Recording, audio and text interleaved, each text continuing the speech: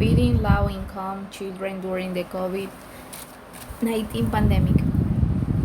Definitions. As a COVID-19 spreads across the United States, schools and child care centers are balancing their role in helping to prevent disease transmissions with ensuring access to food for children who depend on the federal grid of nutritional security.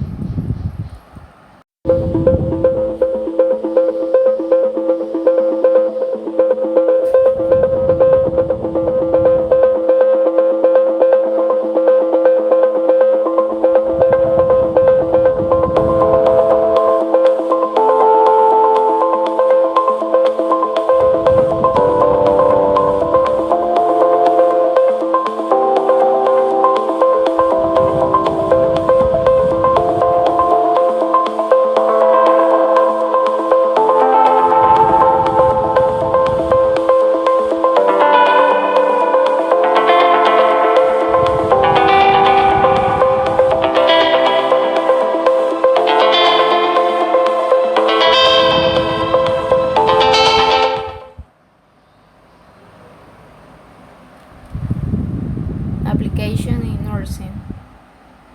Together with the National School Lunch Program, the School Breakfast Program, and Child and Adult Care Food Program of the U.S. Department of Agriculture, we will serve almost 35 million children daily, providing nutrition, vital, and financial assistance to families in need.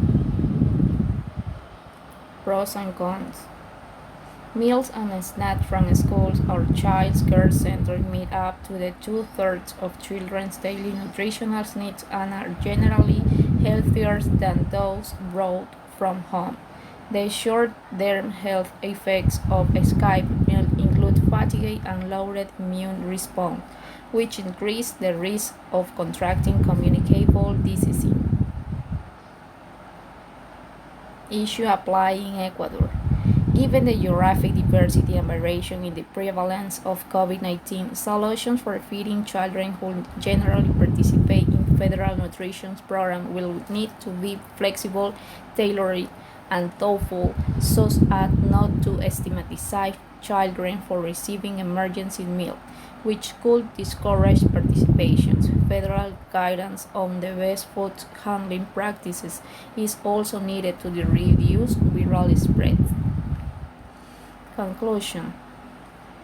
The current situation is made more tenuous by proposed change to SNAP that could reduce or eliminate benefits for more than 1 million households with children, as the changes could deny a path of citizenship for people who use such benefit, which that will discourage documented immigrant families for gain access to emergency supplies, leaving them increasingly vulnerable during the COVID-19 pandemic.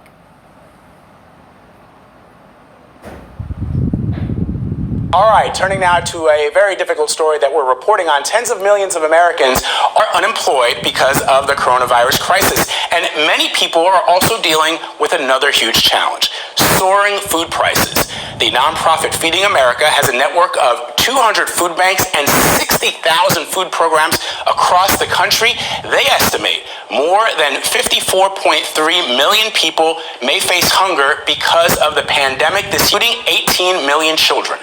Only on CBS This Morning, Feeding America CEO Claire Babineau-Fontenot joins us now from Dallas to talk about this. Good morning to you, Claire. Good morning. Thank you so much for having me. So can you describe for our audience, you said that your organization has never seen anything like this. Describe what it's like right now on the front lines. Yes.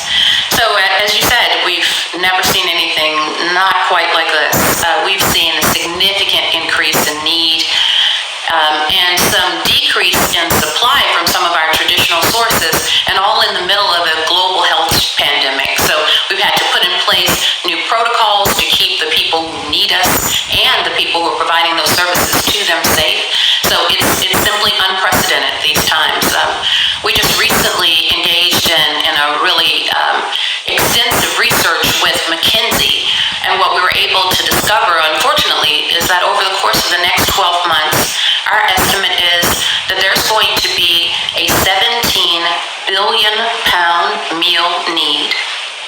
that our remarkable network of those 200 food banks, 60,000 agency partners around the country, with the help and interventions we've already received, we believe we can fill about 7 billion pounds of that need. That leaves a 10 billion pound gap. That translates into about 8 billion meals that people out there over the course of the next 12 months are going to need. And as you also highlighted, so many of them are going to be children. And there are some other really vulnerable communities that are being inordinately impacted as well. So the need is great, and this